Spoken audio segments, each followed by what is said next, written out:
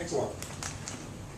So I'm here today to present on mobile phone security, what kind of information is kept on your phone, how attackers are getting into that data, what they're using it for, and what you can do to protect yourself. So I've got a presentation, and then I've also got some supplemental materials that I'll be showing you, including a live data acquisition from a phone, just to show you what kind of data can be very easily pulled from your phone.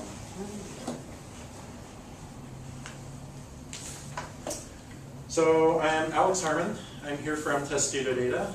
We just moved from Pioneer Square in Seattle to Mount Vernon in June of last year.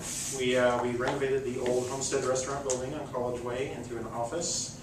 Moved in there. TestudoData focuses a lot on internet security. So, encrypting your email, archiving your email for compliance reasons, stuff like that. We also we have a law firm side. We do a lot of digital forensics and electronic discovery. So when you have a phone that has deleted text messages on it, I'm the guy that'll actually get your phone, I'll do some magic on it, and I'll actually retrieve those deleted messages, deleted photos, deleted videos. We can do that with computers, phones, we've done video game consoles. There's a surprising wealth of data out there, and we can get at most of it. So I've had just over 7 years experience in this field. I have a huge background in computers in general. It's been a passion of mine ever since I was a teenager. And I've carried that through to this day. It's very difficult for me to go even a day without delving into something, tinkering with something, breaking something, just to see how it works. In addition, I am a trainer for the Electronic Discovery Extraction Network, EDEN.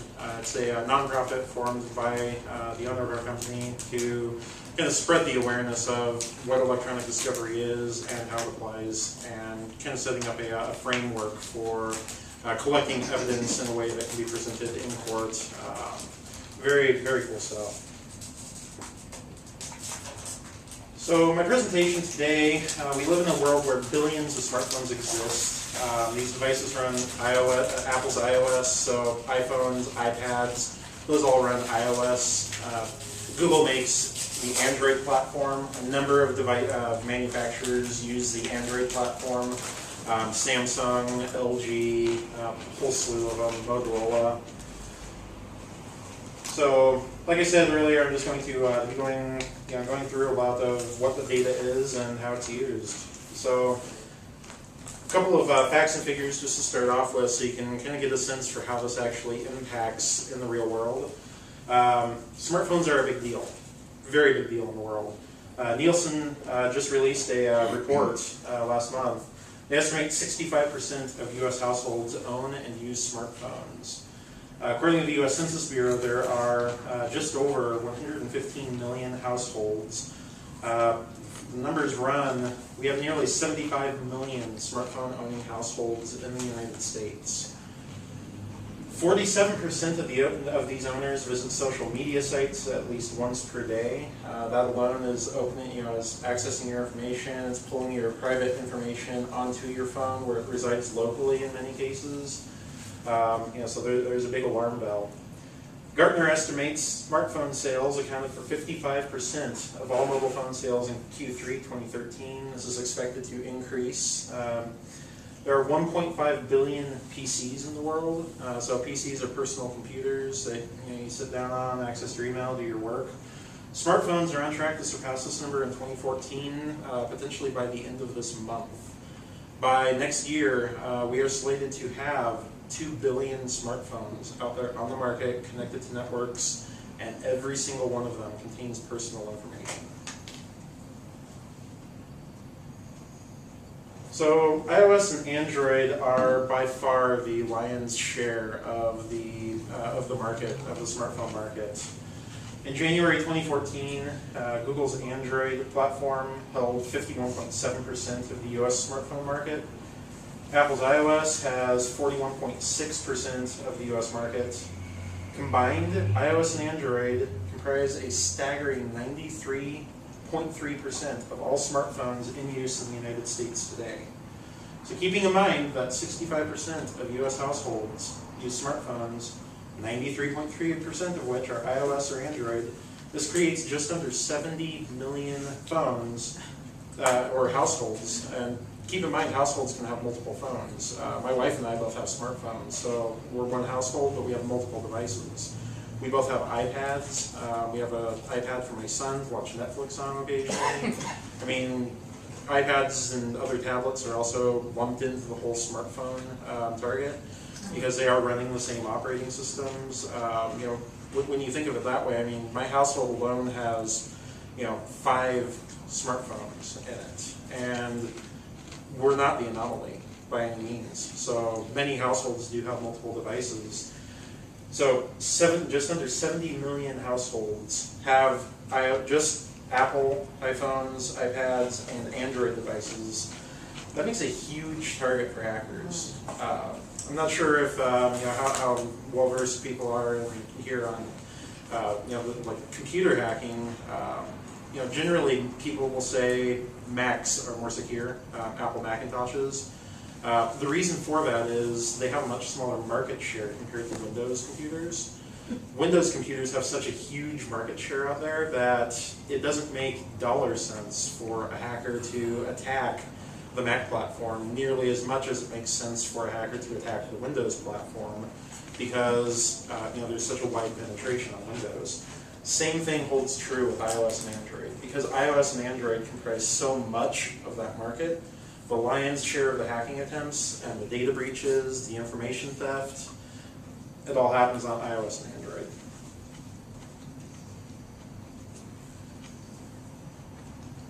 So a question was asked just before we started about our Apple and Android really the only smartphones out there, and they're not.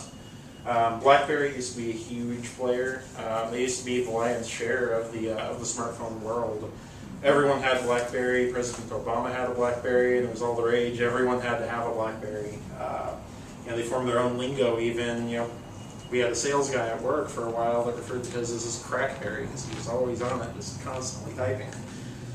They've dwindled to 3.1% of the U.S. market, as compared to the 93.3% of Android and iOS.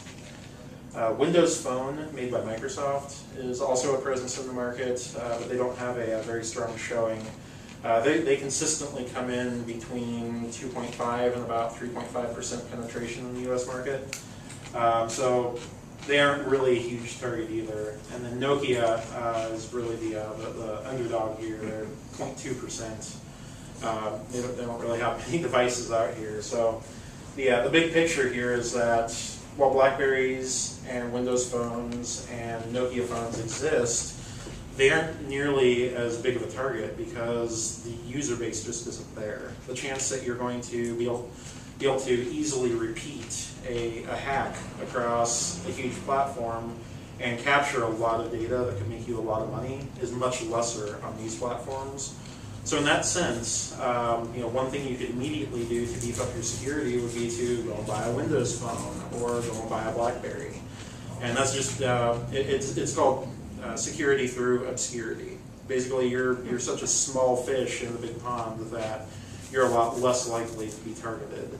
Now, whether you actually jump to those platforms, whether that's a good choice is another matter up for debate. They have much fewer apps, they have much less development going on for them, so it may not make as much sense for a consumer to actually purchase a BlackBerry or Windows Phone at this point in time. But if you're taking it from a pure security angle, those could be a good move. So huge market share equals a huge target. Nearly 70 million households use phones that are the target of hackers seeking information for various reasons. Information that can be pulled from cell phones. This includes physical access. So if you lose your device, you're on the bus and you accidentally leave it on the bus. You're out to eat and it falls out of your pocket. That's physical access. There are a lot of cases where remote access can also be gained into your phone. Remote means that it's in your pocket, you think it's secure, and you've got it at home, plugged in on your desk. There are various ways that people can actually get into your phone from the outside world remotely, wirelessly, and access your data. Examples of that data include call logs, so all your inbound calls, your outbound calls, your missed calls, all that. Text messages, sent, received, missed, all your contacts, so names, numbers, addresses of everyone you know. Keep in mind too that when I'm talking about this, all these smartphones are also cloud connected, so that means that they're connected to outside data sources, such as Gmail. And all of Google's platform, Apple has iCloud that any iPhone that you buy usually connects to iCloud. All of those cloud services also sync all of this information from the phones up into the cloud, and that's an additional point of compromise. So in many cases, you'll have your contacts on your phone, those are syncing, and if you have an Exchange account from work on your phone, then your contacts from work are also syncing from your Exchange server onto your phone. Those get synced from your phone up to iCloud, so you've got all these different data pools surrounding your phone in addition that contain all these data points that I'm talking about here. Phones can also connect to social media, including Facebook, Twitter, Foursquare, numerous applications. Social media, you put up photos of your kids, you put up your address, your phone number, and you think it's all secured to your friends and everything. If you get into the nitty-gritty security detail in Facebook, the thing about that is when you have the Facebook app on your phone, even though the data transits the network in an encrypted fashion, in most cases, it's difficult to capture it midair. But when it comes down to your phone, a lot of that data is actually cached locally so that it doesn't have to refresh from the network every time. I mean, I'm on Sprint. Sprint is a very slow network. It would be a real pain as an end user if every time I tapped the Facebook app, it had to refresh everything from the cloud. So what happens is a lot of this data is cached locally on the phone. What that means is it keeps a copy of the most recent refresh as files, as data on your phone. Those are very rarely encrypted, so if I gain access to your phone, I actually gain access to a lot of the cache data from Facebook, from Twitter, from a lot of those other services. A lot of these services too have location data, so Facebook, Twitter, Foursquare, you can check in at locations. Those check-ins actually record your physical coordinates, GPS-wise, and in many cases, those coordinates are also cached on your device. So those are additional data points that are kept. A lot of people do online banking. I myself use the Chase and the BECU apps on my phone. I log into my accounts, manage my money. Generally, banks are a lot better about encrypting cache and making sure that things are clean. When you exit the app, they usually purge those, but that said, they're not perfect, by any means. So there are remnants of data that are routinely left behind by various banking applications. In addition to that, many people choose to bypass the apps. There's web browsers available on iPhones and on Android devices, and you can load up your banking website through those web browsers. Those also leave tons of little snippets of your data all along the way. Corporate and personal email are usually synced to phones, so your personal Gmail account, your work email, all of that is contained on your phone. A lot of times people they'll email HR about personal issues they're having. Maybe they're emailing back and forth with their doctor about some medical issues. Maybe the insurance company is being a jerk and you're trying to sort out some billing issues. All of that's going to be in your email, much of which is on your phone. You've got photos and videos that you've taken directly with your phone. A lot of those photos contain location data. So on my phone right now, I've got a bunch of pictures that I've taken of my son at home, and you load that up, and it's called EXIF data, E-X-I-F. It stores the make, model of the phone, the camera shutter speed, and the location data. So it actually pinpoints my house down to the exact coordinates, and sometimes it can get as detailed as, was I in the backyard or was I in the front yard? So it can get really creepy with how narrow it can get. There's credit and debit card data stored on phones. I use Google Wallet. Google Wallet is an application that allows me to input all of my credit and debit cards and have them in my phone. My phone and many smartphones now have what's called an NFC chip. It's near field communications. Basically what that is it emits a passive radio signal. So, you know those tap to pay things at fast food restaurants, at the grocery store? My phone can actually emulate those. So I put my BECU card in here, tap my phone, and it just pays. But obviously that means that my debit card information, complete with the CVV code on the back, and my name, the expiration date, all of that is here on this. Bus passes can be stored on phones. Yeah? I have a question. So I'm using for my business, I'm using my cell phone to process clients. Are you doing Square or something like that? Yeah, something like that. Costco, but yeah. Cool. So, but it says it doesn't store any data on my phone, right? A lot of the payment vendors, Square and other readers like that, are subject to PCI compliance regulations. It's a payment card industry. It's basically a framework for securing transaction data. If they're adhering to PCI correctly, then in theory nothing should be stored on your phone. The problem is, and I've seen this a lot in my legal investigations, quite frequently what should be happening is not actually what's happening. So it is entirely possible that there is financial data on your phone. That said, it's not a guarantee, and you really have to do some testing to find out. And there are various applications out there that you can install on your phone, and it'll actually scan all the information that's available on your phone. For personally identifying information is PII, and then personal financial information, PFI, and personal health information, PHI. And it'll help you identify those unencrypted sources of data so that you can remove them, or even contact the vendor and say, hey, I'm really not comfortable with this. You guys promised X. I'm not going to pay you until you fix this. So there are a number of things you can do to kind of check up on that. Okay. So bus passes can be stored on phones. Like I said, with the credit and debit cards, NFC is also in use. Our OrcaPass system here in Western Washington uses NFC. When you get that blue card and you tap it on the buses in Kings, Snohomish, Pierce County, those are communicating over NFC.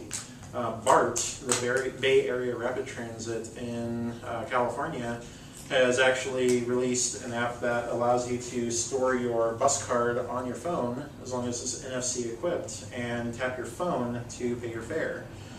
So there again, there's a bus account. Personal health information. I've got an app on my phone for a health reimbursement account.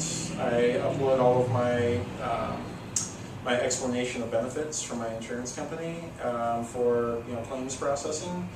All of that's available right through that app on my phone.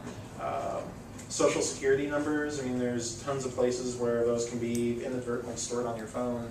If you've ever emailed, if you've done a home loan application, anything like that, your social security number may be in your email, maybe in your text messages, maybe just in a note that you jotted down so that you could remember it when you went to the bank.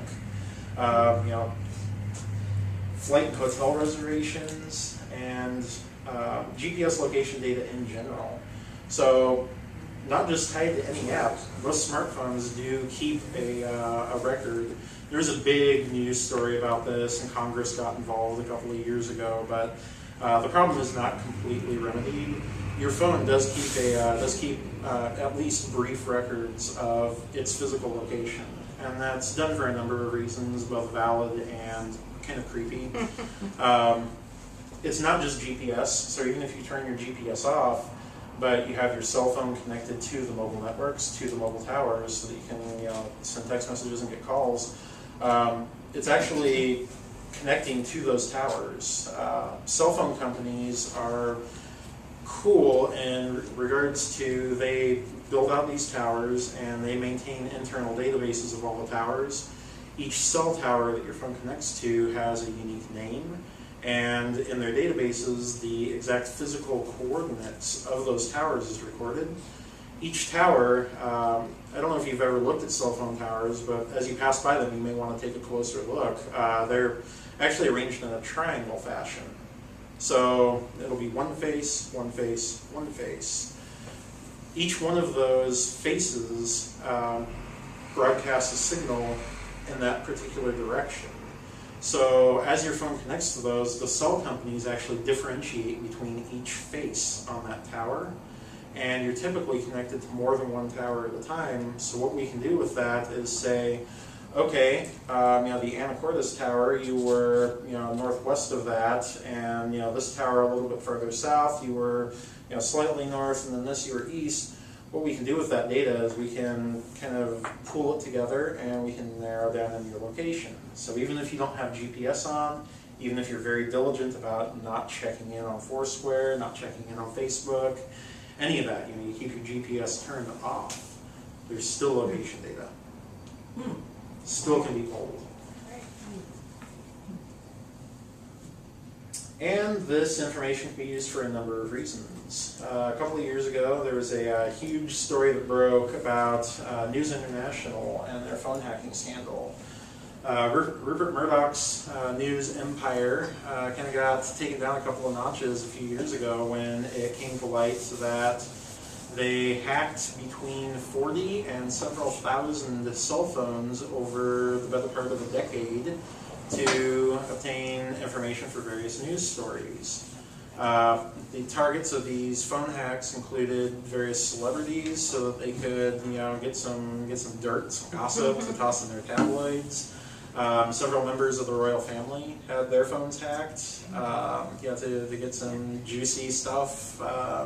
It was athletes, it was business people, it was there was no end to the range of the people that they were targeting in this, and they used all this information to form a lot of their more sensational news stories. And they had many employees engaged in this phone hacking, and it was done via numerous means. It was technical and technological, so remote access into phones, finding exploits for phones, bugs in software that would allow you to kind of sneak in addition to social engineering.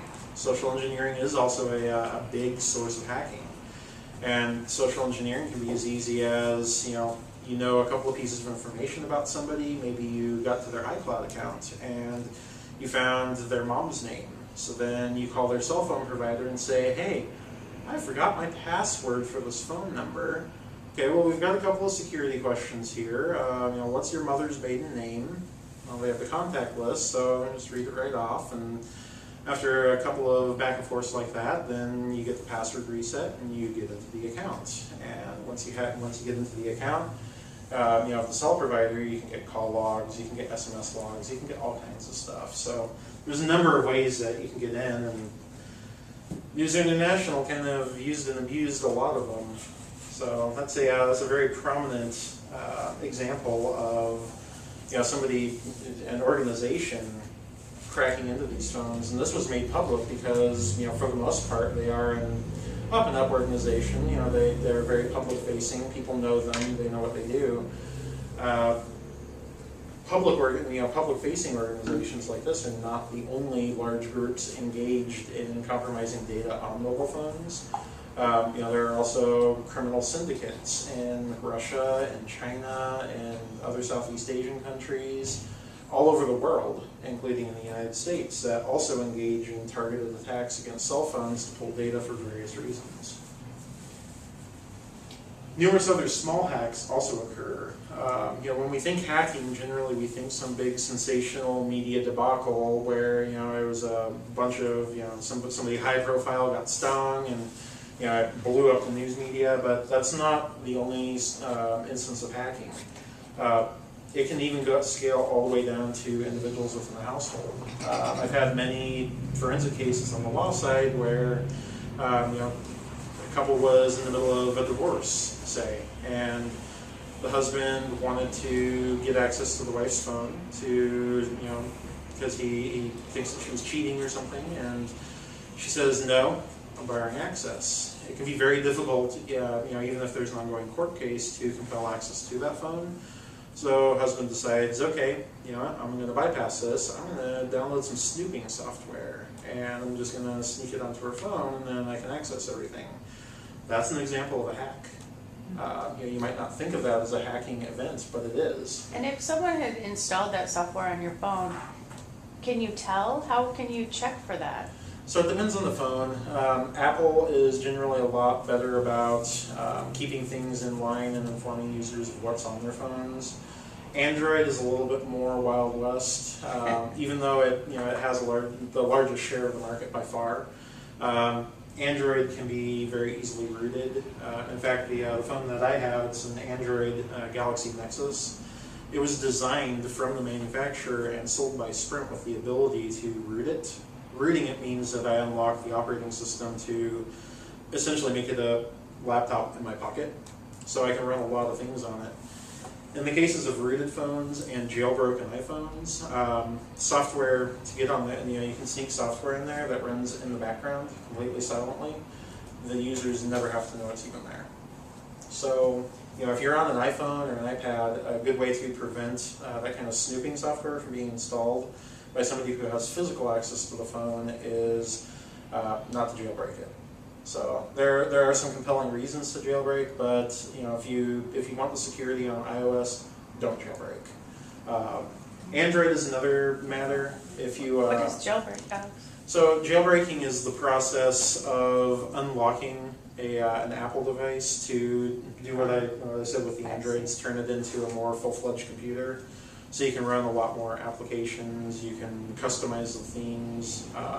My wife's iPhone is jailbroken, and she has customized the theme where everything is diamonds all over the phone. You can't do that with an iPhone that comes from Apple locked. There's very limited UI customization. You can just swap out wallpapers, essentially. Right. So jailbreaking, you can make it a lot more eye candy, and that's why she did it. That's why a lot of users do it, is to get that UI customization that makes it look really cool. But in the process, they're actually opening their device to a lot more security risks. So. And there was another case where credit card data was stolen by a teenage son. Basically, you have your 4-digit PIN number, or on Android you have those swipe codes that you can do. Those leave behind fingerprints very easily, and it's very easy to watch over somebody's shoulder. And if you're a teenager living with your parents, you have unlimited free time to observe. And it's very trivial to see, oh, hey, okay, mom's unlock code is that. So once you have access to it, it's very easy to get into Google Wallet and capture a couple of the credit card details, or search through the email, stuff like that. And it's nearly impossible to tell when an app was opened and that data was accessed without actually doing what I do and digging into the raw data of the phone. So an end user would never know that compromise happened in that case. That's another example of a hack. So what does my data look like? I'm going to go ahead and capture my phone real quick using a Celebrate UFED device. So this is a device that we use on the legal side. It's made by a company called Celebrate. They operate out of Israel. Israel, as much conflict as there is over there, they make some really, really cool information security technology because of the conflict zone they live in. So they make a lot of really neat stuff. This is an example of one of those really neat products. You can basically, I've got a whole kit here that contains hundreds of adapters for nearly any cell phone you can imagine. And they're not just smartphones, they're not just Androids or iPhones. I mean, if you've got a 15-year-old flip phone, there's a chance I have a connector for it and I can pull data off of it. So what I'm going to do is I'm going to connect my phone to this Celebrate device. This is going to be a convenient means for me to show you what kind of information can be pulled by a hacker from your cell phone. So let me go ahead and do that real quick. And the hacker could do that remotely too? Yeah, so actually that's a good question, and I'll delve into that a little bit before I get to this. So, physical access is kind of obvious. If your teenager is watching over your shoulder, that's kind of an obvious, an obvious hacking attack. Remote is a little bit more difficult to kind of conceptualize. There have been a number of instances where, so Apple has a whole review process for any of the apps that go in the App Store that you can download and install on your phone, right?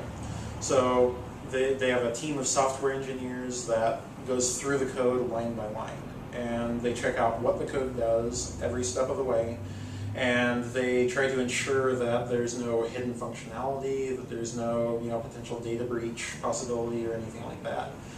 That said, there are billions of apps in the App Store, and there's only so many humans working only so many hours to review that, and things do slip through the cracks. So there have been applications. Apple, for instance, bans tethering apps. Tethering is where you can attach your cell phone to your computer and use your cell phone's internet connection on your computer. Apple bans those in general in favor of you having to purchase tethering access through your carrier. Several apps have been released to the App Store that had hidden functionality to allow you to actually tether with your iPhone using an app from the App Store. That concept carries forward with compromises. So, if you download the Funny Squirrel Whacking app and you're tapping along merrily just hitting squirrels, there's a chance that that app made by somebody in Russia actually contains hidden code that allows remote access into the phone. Just recently, a couple of weeks ago, there was a huge to-do about iOS devices having a huge security compromise. Basically, they weren't properly verifying the identity of people making encryption connections, so they were accepting connections from anyone. When you pair that with an app that has those hidden data and those hidden capabilities, it creates a situation where an attacker just has to say, okay, I want to, my app has been phoning home, so I know all the IP addresses, I know all the locations of these phones. So I'm going to go into these phones and I'm going to see what I can get. And because of that hidden functionality and that lack of verification on Apple's part and a number of other issues, they can sneak right in there, even if you're not jailbroken, even if you're doing everything else right. And they can still get at a lot of the data on your phone. So that's an example of a remote attack, is having an app with hidden data in it that allows an attacker to kind of sideload in. And for that reason, I do recommend against, if you give your cell phone to your kid and your kid's going on the App Store and downloading all the free apps, a lot of those free apps do carry a significant risk. So I would take time to, Apple is good about, and Android and Google too in their Play Store, they're both good about listing, the developer's website, the developer's name, reviews from people. If you've got an app that has 1 stars and 5,000 reviews, and it's some weird sounding name, and there's no website, or the website leads to some funky, really weird looking place, I would not trust that nearly as much as I would trust, say, a Chase banking app where you can go to the Chase website and you can verify that Chase Corporation actually has made that app. Generally, those are going to be a lot more trustable. So, use some scrutiny when you're downloading apps. It's hugely important. Okay, so I'm going to go ahead and image my phone. So you can't really see it clearly, but there's a whole menu system here. So I'm going to extract phone data, and recently used, since I did recently acquire this, I'm going to select my SPH L700 Galaxy Nexus. And I can select content types here: call logs, I can do phone book, I can do SMS, so text messages. I can do calendar items, so if I have an appointment scheduled with my doctor and I put that in my calendar at work or even on my personal email, it'll pull it. MMS, so picture messages you send people, video messages you send people. All the photos I've taken with my phone, and that includes the GPS data. The GPS data and other EXIF data is embedded in the photos. It's not a separate file, so that comes with it. Videos also do now contain, in many cases, GPS and location data. All my ringtones, my audio, and my music. So there's a lot of different data types that I can pull, and depending on the make and model of the phone, I can actually pull different types of data. In some cases, I can pull notes that you've taken in a Notes app. I can pull tasks. I can pull email from some phones. And that includes corporate email, that includes your personal email, all that stuff. So I'm going to go ahead and do my phone book and my call logs. And this is a fairly quick process since I know those files are small.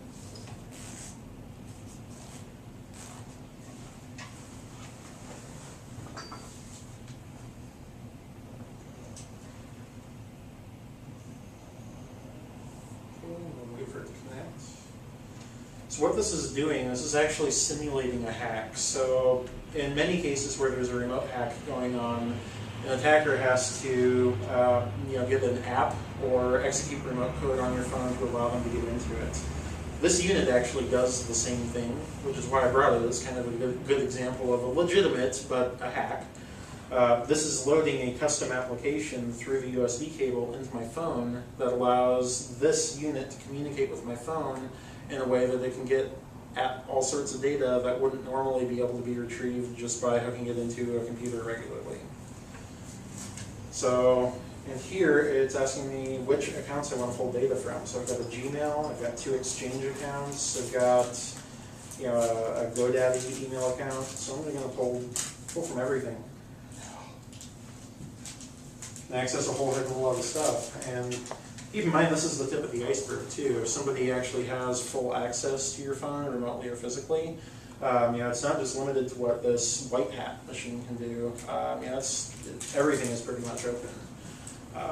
And while this polls too, I'll kind of diverge, a little bit. A lot of apps, you can save your passwords. They save them encrypted, but there's actually ways, especially on iOS. There's a Russian company that I like quite a lot called Oxygen Forensics. They make a program that actually uses a lot of Apple files to decrypt your stored passwords on your devices.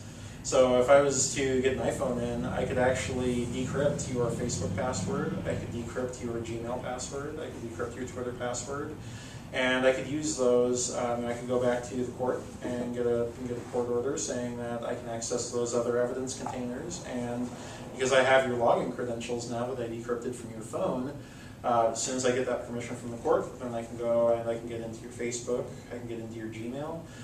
With my line of work, I have to go through all those official channels and I have to do everything the right way. There's set procedures. Other people aren't nearly so nice. That capability exists for law enforcement and for private industry who follows the rules. That capability also exists for attackers out there in the wild. So we've got 1,245 contacts. It's currently at about 850, so this will be wrapping up momentarily. I have a question. Yeah. So, when we're finished with our phone and some people donate them to whatever, is our stuff still on there? If you don't do anything to the phone, yes it is. But if you... So there, in nearly all phones, there's a procedure you can go through to factory reset it. When you factory reset cell phones, generally it makes your data non-retrievable. So it'll do a pretty good job of wiping over that data and making it where somebody like me can't get at that data. Okay. So I do highly recommend if you have an old cell phone and you're looking to donate it or e-cycle it, always factory reset it. There are a number of cases. There was a company in Idaho that had a warehouse full of old hard drives. And they were all, 2, 3, 6 gigabyte hard drives, stuff that nobody would ever use in the mid to late 2000s. And they're like, this junk is just taking up a bunch of rooms. We're going to go ahead and we're just going to donate it. So they donated it to Goodwill. A couple of people bought a couple of those boxes of hard drives, and none of them were wiped. So they were able to pull all this company's data off of these hard drives. And it created yet another scandal, but people do that. There's a number of forensic students engaging in research that will actually buy bulk lots of old cell phones from eBay, bulk lots of hard drives, and they attempt to do data recovery on them because it's a good training exercise. But it also follows suit. Somebody's doing it in a good capacity, somebody's also doing it in a bad capacity. So Instructions for a factory reset would be with our phones, is that? yeah, it'll be with your phones. With iPhone, you can do it through iTunes. So just connect your phone to your cable and launch iTunes. You can do a factory reset through there. I'm not sure if there's a routine through the phone where you can just do that standalone yet. That was a problem for a long time with iPhones, but you can do it through iTunes, and then many Androids you can do through the menu system as well. All right, so this is done. Go ahead and unplug my drive here.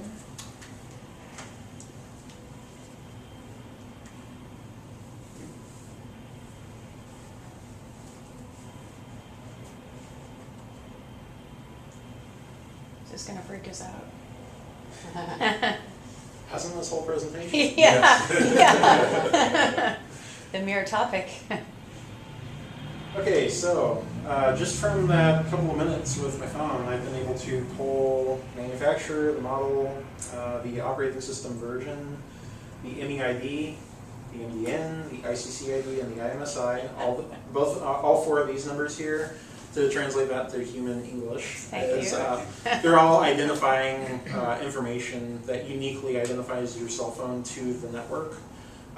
Something that I could do with this is I could spoof all these numbers. So if I take a cell phone, so if I took your cell phone and I got all these identifying numbers from it, I could actually take a blank cell phone as an attacker and I could spoof all those numbers into my phone and connect it to the network, and the network wouldn't know any better but to assume it was me, it was you. So all of your text messages that you're receiving, I'm getting a copy of them. Phone calls, I'm able to make them on your account, charge you for them. You can do those Red Cross donation things. You can do payments by phone essentially. So I can run up all those payments by phone on your account. There's actually a Ken Tram investigation a couple of years back. There's a nice video on YouTube of somebody in the Seattle area that had that happen to them. Their number was spoofed and they got run up. I think it was like $150,000 in charges. So that can happen as well. But so as I go through here, I selected contacts and call logs. So we can see contacts here.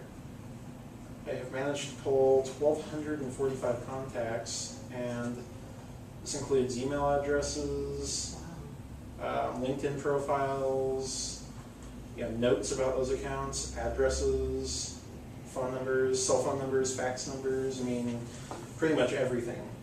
Like this here, Kathy Lopez in her office has got a whole bunch of information all about her that's just been gathered through my years working with her. And all of that information would then be in the hands of a hacker. So now that you've kind of seen what can be pulled from the phone, actually, let me go back. I might, so did the contacts. Yes, and call logs. So with call logs here, so smartphones are intelligent, so they'll pair numbers up with, up with the contact names. So you can see just a full list of who you're making calls to, who you receive calls from, all that good stuff. So let me go ahead and bump back into here. So now that I've scared everyone, what can you do to protect your data? There's two main ways that you can take to protect yourself. There's the data security standpoint, so electronic or information technology means to protect everything, and then there's physical means of protection as well. So numerous apps exist on all platforms that help tighten up security. On Android, I have a firewall. I have strong passwords on all my apps. It's also important because of the cloud-connected nature of these devices to extend the security scope outwards as well. So your social networks should have strong passwords. Your online banking should have strong passwords. Yeah? How often should you change a password? Every week or? Depends on how paranoid you are. I would recommend every couple of months. Probably 90 to 120 days would be okay for most people as long as there's a strong password there. The biggest problem with password security is when you have a bunch of really long, complex passwords, you're never going to remember those. So One thing that I do to help me out, a lot of IT people do this, but not a lot of non-IT people know about these pieces of software. I use what's called a password manager database. In this case, I use KeePass. KeePass is open source software, so that means the source code is freely available for anyone to read and verify. It encrypts all of my passwords in a database. So I have a master password and USB token. You can just do a password if you want. That decrypts the entire database, and then I can pull all of my super complex passwords out of it. So what I can do with that is, I can access it. So I've got it in Dropbox. Dropbox is a file syncing utility. I just put my encrypted password database in Dropbox, and it syncs it to all my phone.